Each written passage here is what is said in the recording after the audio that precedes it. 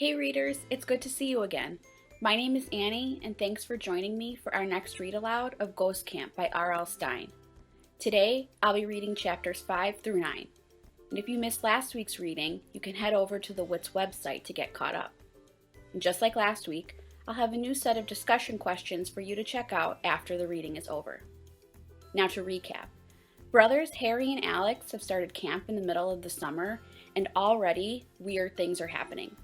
When we last saw Harry, he had dropped his hot dog in the campfire, and his new friend Lucy reached into the flames to grab it. Now, on to chapters 5 to 9. Settle in, and remember, reader beware, you're in for a scare. Chapter 5. I jumped to my feet. Your hand! I shrieked. Yellow flames leaped over her hand and up her arm. She handed me the hot dog. Here, she said calmly. But your hand! I cried again, gaping in horror. The flame slowly burned low on her skin. She glanced down at her hand, confused, as if she didn't know why I was in such a panic. Oh, hey! She finally cried. Her dark eyes grew wide. Ow, that was hot! She exclaimed. She shook her hand hard, shook it until the flames went out. Then she laughed. At least I rescued your poor hot dog. Hope you like yours burned. But, I sputtered. I stared at her hand and arm. The flames had spread all over her skin, but I couldn't see any burns. Not a mark. The buns are over there, she said. You want some potato chips? I kept staring at her hand. Should we find the nurse? I asked. She rubbed her arm and wrist. No, I'm fine, really. She wiggled her fingers. See? But the fire! Come on, Harry! She pulled me back to the food table. It's almost time for the campfire activities to start. I ran into Alex at the food table. He was still hanging out with the short blonde boy. I made a friend already, Alex told me. He had a mouthful of potato chips. His name is Elvis. Do you believe it? Elvis McGraw. He's in our cabin. Cool, I muttered. I was still thinking about the flames rolling up and down Lucy's arm. This is a great camp, Alex declared. Elvis and I are going to try out for the talent show and the musical. Cool, I repeated. I grabbed a hot dog bun and tossed some potato chips on my plate. Then I searched for Lucy. I saw her talking to a group of girls by the fire. Yo, spirits! A deep voice bellowed.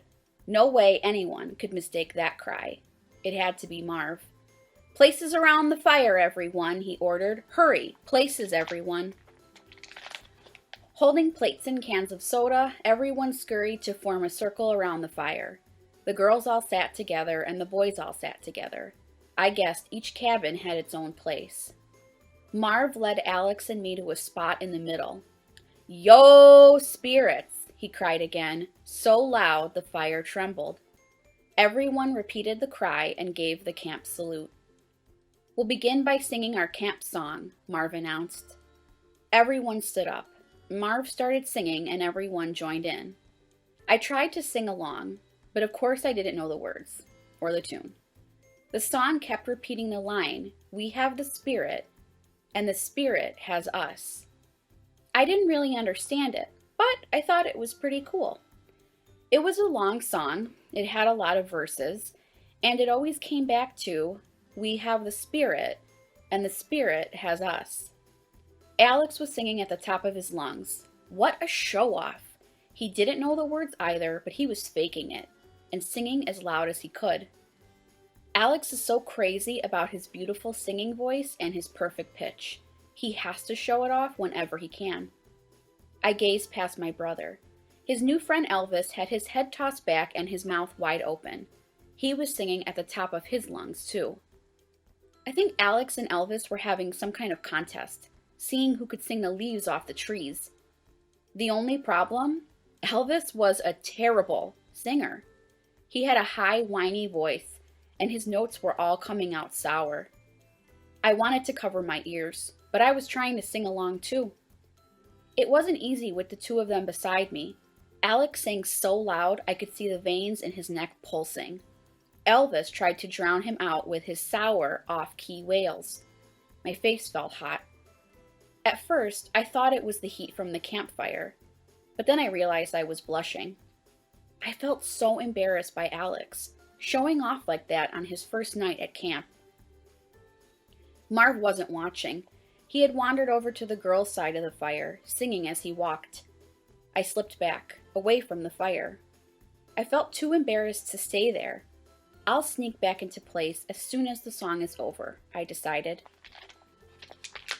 I couldn't sit there and watch my brother act like that. The camp song continued. We have the spirit, and the spirit has us, everyone sang. Doesn't the song ever end, I wondered? I backed away into the trees. It felt a lot cooler as soon as I moved away from the fire. Even back here, I could hear Alex singing his heart out. I've got to talk to him, I told myself. I've got to tell him it isn't cool to show off like that. Oh! I let out a sharp cry as I felt a tap on my shoulder. Someone grabbed me from behind. Hey! I spun around to face the trees, squinted into the darkness. Lucy? What are you doing back here? I gasped. Help me, Harry, she pleaded in a whisper. You've got to help me. Chapter 6. A chill ran down my back. Lucy, what's wrong? I whispered. She opened her mouth to reply, but Marv's booming voice interrupted. Hey, you two, the camp director shouted. Harry, Lucy, no sneaking off into the woods. The campers all burst out laughing. I could feel my face turning hot again. I'm one of those kids who blushes very easily. I hate it, but what can I do? Everyone stared at Lucy and me as we made our way back to the fire. Alex and Elvis were laughing at us. Marv kept his eyes on me as I trudged back. I'm glad you make friends so easily, Harry, he boomed. And all the campers started laughing at Lucy and me again. I felt so embarrassed. I wanted to shrivel up and disappear. But I was also worried about Lucy. Had she followed me to the woods? Why? Why did she ask me to help her? I sat down between Lucy and Elvis. Lucy, what's wrong? I whispered. She just shook her head. She didn't look at me. Now I'm going to tell the 2 ghost stories, Marv announced. To my surprise, some kids gasped. Everyone suddenly became silent. The crackling of the fire seemed to get louder.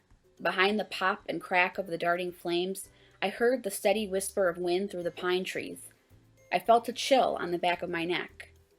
Just a cool breeze, I told myself. Why did everyone suddenly look so solemn, so frightened? The 2 ghost stories of this camp have been told from generation to generation, Marv began. They are tales that will be told for all time, for as long as dark legends are told. Across the fire, I saw a couple of kids shiver. Everyone stared into the fire. Their faces were set, grim, frightened. It's only a ghost story, I told myself. Why is everyone acting so weird? The campers must have heard these ghost stories already this summer. So why do they look so terrified? I snickered. How can anyone be afraid of a silly camp ghost story? I turned to Lucy. What's up with these kids? I asked. She narrowed her dark eyes at me. Aren't you afraid of ghosts? She whispered. Ghosts? I snickered again. Alex and I don't believe in ghosts, I told her, and ghost stories never scare us. Never. She leaned close to me and whispered in my ear, You might change your mind after tonight.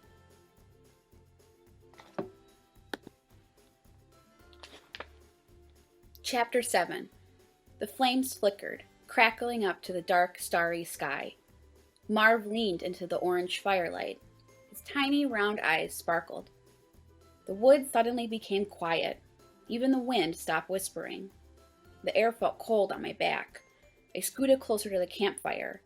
I saw others move closer too. No one talked. All eyes were on Marv's smiling face.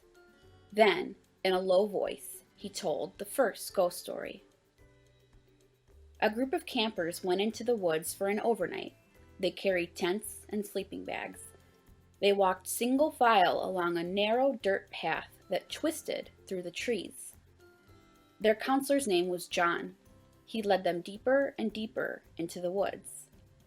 Dark clouds floated overhead. When the clouds covered the full moon, the darkness swept over the campers.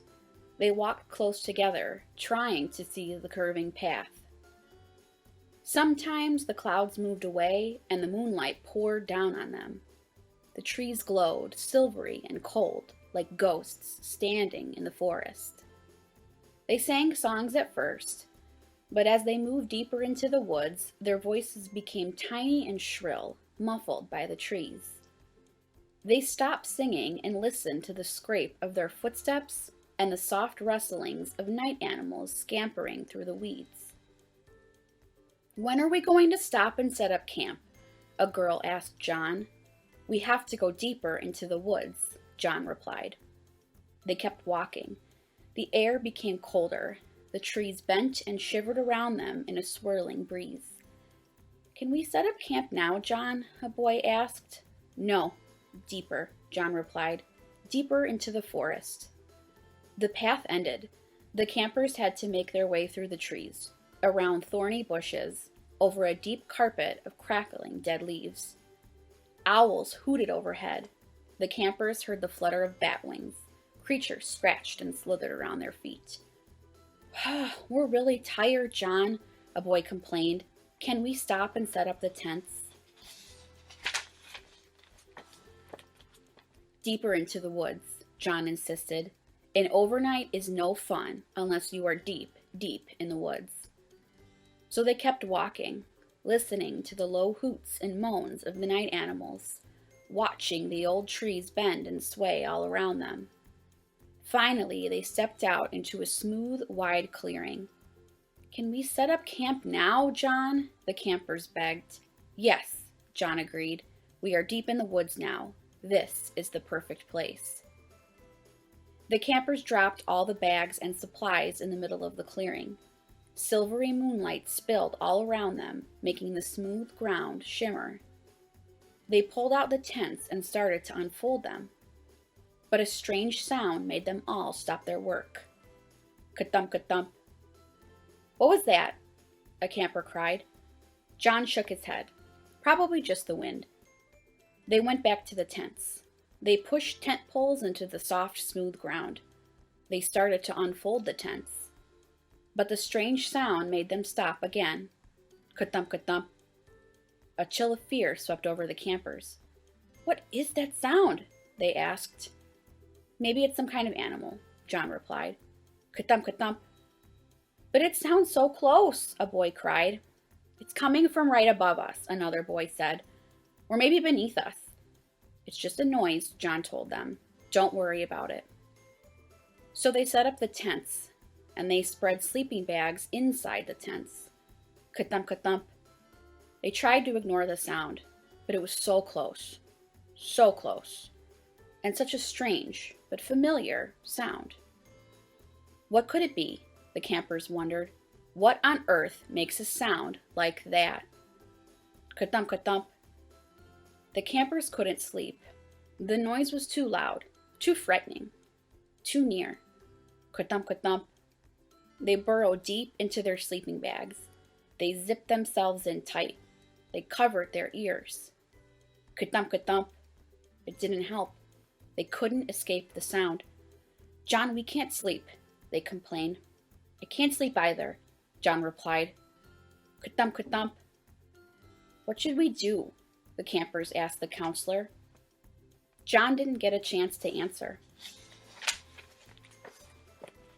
They heard another ka-thump, ka-thump, and then a deep voice growled, "Why are you standing on my heart?" The ground shook. The campers suddenly realized what the frightening sound was, and as the ground rose up, they realized, too late, they had camped on the smooth skin of a hideous monster. "I guess we went too deep into the woods," John cried. His last words, ka-thump, ka-thump. The monster's heart beat, and then its huge, hairy head lifted up. Its mouth pulled open, and it swallowed John and the campers without even chewing. And as they slid down the monster's throat, the sound of the heartbeat grew louder and louder. Ka-thump, ka-thump. Ka-thump, ka-thump. Ka-thump! Marv shouted the last ka-thump at the top of his lungs. Some campers screamed. Some gazed at Marv in silence, their faces tight with fear. Beside me, Lucy hugged herself, biting her bottom lip. Marv smiled, his face flickering in the dancing orange flames. Laughing, I turned to Elvis. "That's a funny story," I exclaimed. Elvis narrowed his eyes at me. "Huh? Funny?" "Yeah, it's a very funny story," I repeated. Elvis stared hard at me. "But it's true," he said softly. Chapter 8. I laughed. "Yeah, for sure," I said, rolling my eyes. I expected Elvis to laugh, but he didn't. The firelight flickered in his pale blue eyes as he stared at me. Then he turned to talk to my brother. A chill ran down my back. Why was he acting so weird? Did he really think I'd believe a crazy story like that was true? I'm 12 years old. I stopped believing in things like the Easter Bunny and the Tooth Fairy a long time ago. I turned to Lucy. She was still hugging herself, staring intently into the fire. "Do you believe him?" I asked, motioning to Elvis. "Is he weird or what?" Lucy stared straight ahead. She seemed so deep in thought, I don't think she heard me. Finally, she raised her head. She blinked. "What?" "My brother's new friend," I said, pointing to Elvis again. "He said that Marv's story was true." Lucy nodded but didn't reply. "I thought it was a funny story," I said. She picked up a twig and tossed it on the fire. I waited for her to say something, but she seemed lost in thought again. The flames of the campfire had died down. Sparkling red embers and chunks of burning wood spread over the ground. Chris and another counselor carried fresh logs into the meeting circle. I watched them rebuild the fire. They piled armfuls of twigs and sticks onto the burning embers. When the sticks burst into flames, the two counselors lowered logs over them. Then they stepped back, and Marv took his place in front of the fire. He stood with his hands in the pockets of his shorts. The full moon floated behind his head, making his long black hair shine. He smiled. "And now I will tell the second traditional story of Camp Spirit Moon," he announced. Once again, the circle of campers grew silent. I leaned back, trying to get my brother's attention, but Alex was staring across the fire at Marv. Alex probably thought the first ghost story was kinda dumb. I knew. He hates ghost stories even more than I do. He thinks they're silly baby stuff. And so do I. So what was Elvis's problem? Was he goofing? Just teasing me? Or was he trying to scare me? Marv's booming voice interrupted my thoughts. "This is a story we tell every year at Camp Spirit Moon," he said. "It's the story of the ghost camp." He lowered his deep voice nearly to a whisper so that we all had to lean closer to hear him, and in hushed tones he told us the story of the ghost camp. The story takes place at a camp very much like Camp Spirit Moon. On a warm summer night, the campers and counselors met around a blazing fire. They roasted hot dogs and toasted marshmallows. They sang the camp songs. One of the counselors played a guitar, and he led them in singing song after song. When they were tired of singing, the counselors took turns telling ghost stories and telling the legends of the camp, legends that had been passed on from camper to camper for nearly 100 years. The evening grew late. The campfire had died low. The moon floated high in the sky, a pale, full moon. The camp director stepped forward to end the meeting. Suddenly, darkness swept over the circle of campers. They all looked up and saw that the moon had been covered by a heavy blanket of black clouds. And swirls of fog came drifting over the camp. A cold, wet fog. Cloudy gray at first, then darkening and thickening, until the fog swept over the camp, billowing like black smoke. Tumbling and swirling, the cold, wet fog rolled over the dying campfire, rolled over the campers and counselors, over the cabins and the lake and the trees. A choking fog, so thick and dark the campers couldn't see each other, couldn't see the fire, or the ground, or the moon in the sky. The fog lingered for a short while, swirling and tossing low over the ground, wet, so wet and silent. It moved on just as silently, like smoke blown away. The moonlight shone through. The grass sparkled as if a heavy dew had settled. The fire was out. Dark purple embers sizzled over the ground. The fog swirled away, swept over the trees, and vanished. And the campers sat around the dead campfire, their eyes blank, their arms limp at their sides, not moving, not moving, not moving, because they were no longer alive. The fog had left a ghost camp in its wake. The campers, the counselors, the camp director, they were all ghosts now. All spirits, all ghosts, every last one of them. They climbed to their feet and returned to their bunks.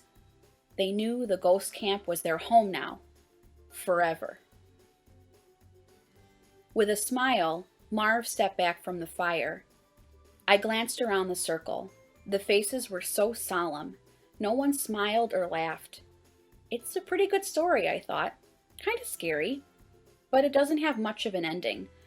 I turned to see what Alex thought, and gasped when I saw the terrified expression on his face. "Alex, what?" I cried, my voice cutting through the silence of the circle. "What's wrong?" He didn't reply. His eyes were raised to the sky. He pointed up. I gazed up too, and let out a cry of horror as a black swirling fog came sweeping over the camp. Chapter 9.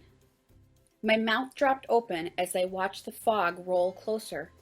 It darkened the ground as it moved steadily toward us. Darkened the trees. Darkened the sky.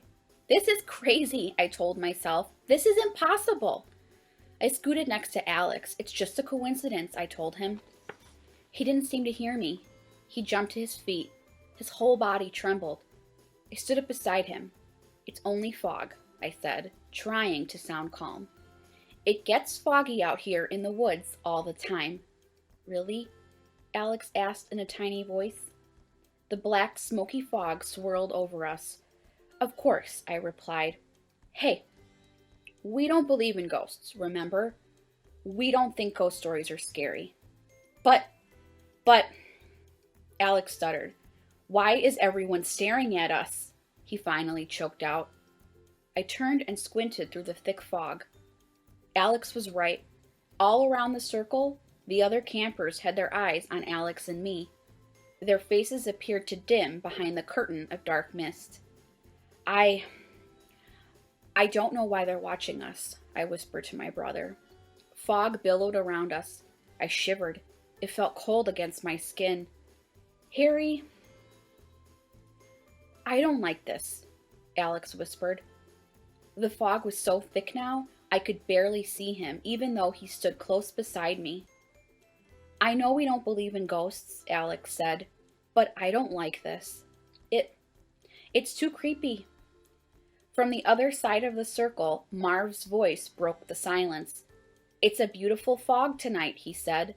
Let's all stand up and sing the camp song. Alex and I were already standing.